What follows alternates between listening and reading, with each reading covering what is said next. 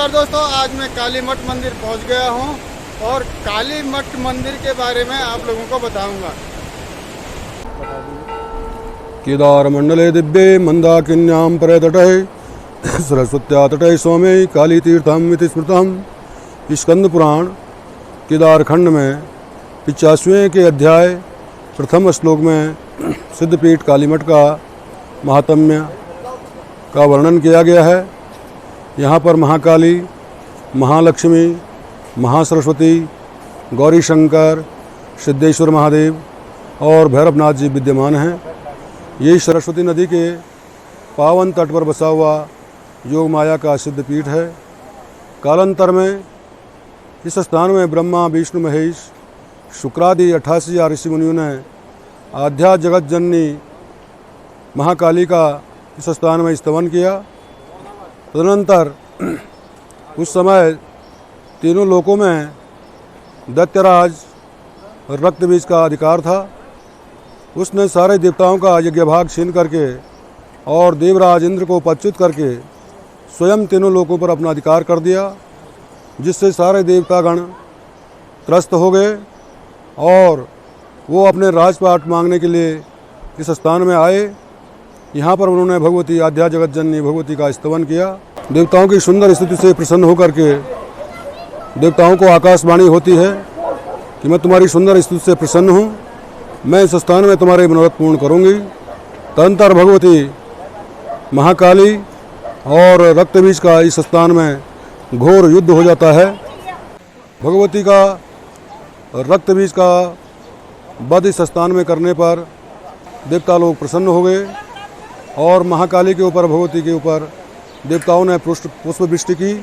ढोल, नगाड़े, मृदंग आदि बजने लगे और माँ भगवती की जय जयकार करने लगे। जब भगवती इस स्थान में प्रकाट्य हो जाती है, चंडाटहास करणीम कर चर्म वस्त्राम भीमा महाधनुज भैरविकाम हेसिम कंकाल जाल विलसद नरभूषितांगिम ताम कालिकाम कलिराम हृदयाम बजामि। इस प्रकार भगवती की स्तुति देवताओं ने भगवती का स्तवन किया और भगवती प्रसन्न हो गई।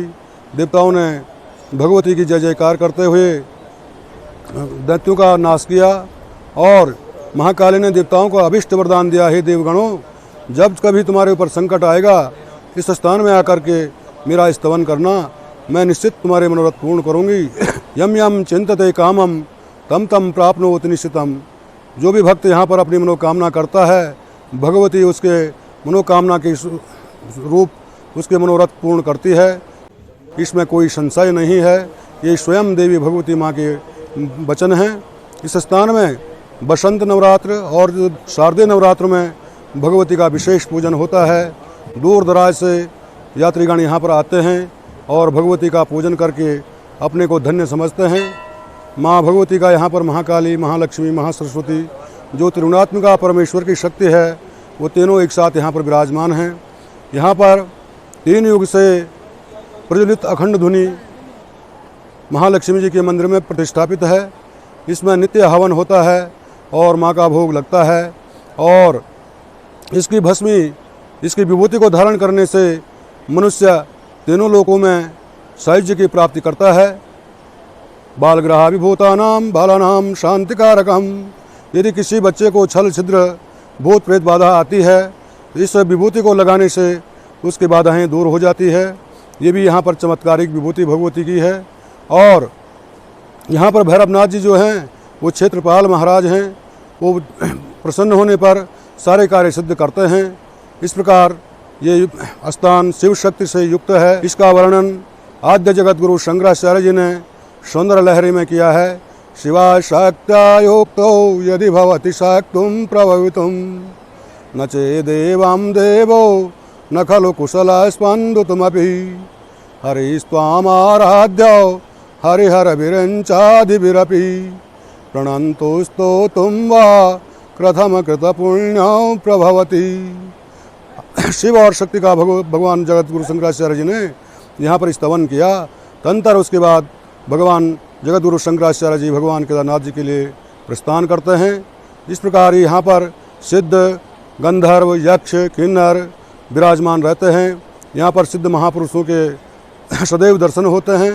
यह स्थान भगवती का शिव शक्ति युक्त स्थान है और माँ भगवती सभी का कल्याण करती है। यहाँ पर आने के लिए काले प्रत्यक्ष फलदा दर्शनात् स्मृणात् भी, यहाँ पर जो भी भक्त अपनी मनोभावना को लेकर आता है माँ भगवती उसको प्रत्यक्ष दर्शन देती है, इसमें कोई संशय नहीं है। इस अस्मिन् स्थाने ये करी संत पूजा स्नानम दानम तर्पणम बंदनम चाहो। इस स्थान में आने से पहले यात्री भक्तगण गंगा जी का पूजन करें, पितरों के निमित्त गंगा जी में तर्पण करें, फिर महाकाली भगवती का पूजन करें, महालक्ष्मी जी का पूजन करें, महासरस्वती जी का पूजन करें। तदनंतर अपने पितरों के निमित्त हम गोदान करें और यहाँ पर दान करने का बड़ा महत्व है।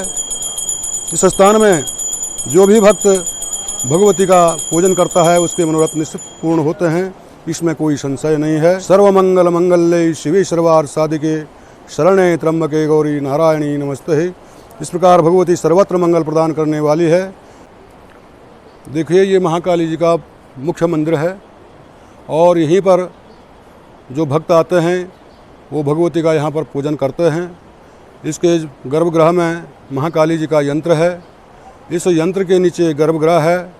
जब राक्षसों का वध किया था भगवती ने तो देवताओं को अभिष्ट वरदान देने के बाद इसी यंत्र के नीचे इसी गर्भगृह में है भगवती अंतर्धान हो गई। और ये गर्भगृह शारदीय नवरात्र की महाअष्टमी रात्रि में खुलता है और वर्ष भर में एक बार ये खुलता है और भगवती का वहाँ पर कुंड प्रक्षालन होता है और महाभिषेक पूजाएं भगवती के अंदर होती हैं गर्भगृह में। फिर सभी भक्तों के लिए गर्भगृह खोला जाता है और भगवती की चल विग्रह उत्सव डोली महालक्ष्मी जी के मंदिर से यहाँ पर आती है। असंख्य भीड़ यहाँ पर होती है देवी भक्तों की और सभी भक्तों को माँ आशीर्वाद देती है और भगवती के दर्शन करने से लोग धन्य हो जाते हैं। ऐसा यहाँ पर भगवती का सूक्ष्म परिचय मैंने आपको दिया। महालक्ष्मी जी के मंदिर में 3 युग से प्रतिष्ठापित अखंड धुनी है। उस धुनी का भस्म धारण करने पर मनुष्य धन्य धन्य हो जाता है। उसमें भगवती महालक्ष्मी जी के मुखार बिंद हैं और उन्हीं का वहाँ पर भगवती का ये महालक्ष्मी जी का जो रूप है वो युद्ध का स्वरूप है। और तदनंतर आगे जाकर के महासरस्वती जी का मंदिर है। वहाँ पर भी भगवती महासरस्वती जी युद्ध के स्वरूप में विराजमान है। ये दोनों मंदिर, ये बीच में सरस्वती जी का मंदिर लगा है, बोर्ड लगा हुआ है और यहीं पर महाकवि कालिदास जी ने तपस्या की और माँ भगवती उनकी तपस्या से प्रसन्न हुई और कालिदास जी को विश्व कवि होने का अभय वरदान माँ सरस्वती ने दिया। और सरस्वती का जो है कालिदास जी ने पूजन किया। गोरूपे महारावे सर्वशत्रु भयंकरी भक्ते व्यो वरदे देवी त्राय माम शरणागतम। इस प्रकार भगवती ने एक महाकवि कालिदास जी को ऐसा वरदान दे दिया कि वो विश्व में ख्याति प्राप्त हो गए। ऐसी जगदम्बा भगवती महासरस्वती यहाँ पर विराजमान हैं। इधर गौरी शंकर जी का मंदिर है। इसी मंदिर में कालिदास जी ने लिखा भागर्था विव संपृक्तो भागर्था प्रतिपत्ते जगतो पितरो वंदे पार्वती परमेश्वरो। यहाँ पर पार्वती और शंकर भगवान को कालिदास जी ने एक ही साथ प्रणाम किया। तदनंतर भगवती भगवान शंकर उनके ऊपर प्रसन्न हो जाते हैं और महाकालिदास जी को महाकवि कालिदास जी को वरदान देते हैं कि आप विश्व ख्याति प्राप्त करेंगे, इसमें कोई संदेह नहीं है। इधर वाला मंदिर ये महालक्ष्मी जी का है। इसके बारे में आप पहले बोल सकते जी, इसमें हमने आपको वर्णन किया है। और ये अखंड धुनी है जो 3 युग से जलती आ रही है।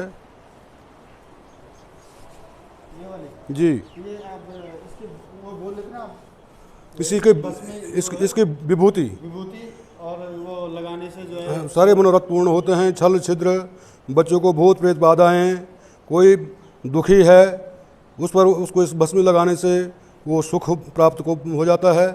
ये ऐसी अलौकिक विभूति भगवती की यहाँ पर विराजमान है।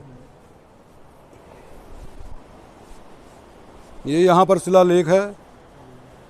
बहुत पुरानी बहुत प्राचीन शिलालेख है और ये गढ़वाल के नरेश हुए हैं, उन्होंने उसमें युद्ध का वर्णन किया है। युद्ध के विजय प्राप्त होने पर उन्होंने भगवती का यहाँ पर जीर्णोद्धार किया था, ऐसा इसमें वर्णन है। मैं चैनल के माध्यम से चैनल के स्वामियों को, उनके मित्रों को, उनके स्टाफ को बहुत बहुत हार्दिक शुभकामनाएं देता हूं कि उनका चैनल विश्व में ख्याति प्राप्त हो और माँ काली मठ का प्रचार प्रसार करने में आपकी तन्मयता का परिचय दें और इस स्थान का जो महात्म्य है देश विदेश में इसको प्रसारित करें। भगवती आप सबकी मनोरथ पूर्ण करें। सादर जय महाकाली। तो दोस्तों, कैसी लगी आज की वीडियो? अगली वीडियो में फिर से मुलाकात होगी नई जगह पे। तब तक के लिए नमस्कार और ज़्यादा से ज़्यादा लोगों तक शेयर करें और अगर आप हमारे चैनल पर नए हैं तो सब्सक्राइब ज़रूर करें। बहुत बहुत धन्यवाद। ठीक है।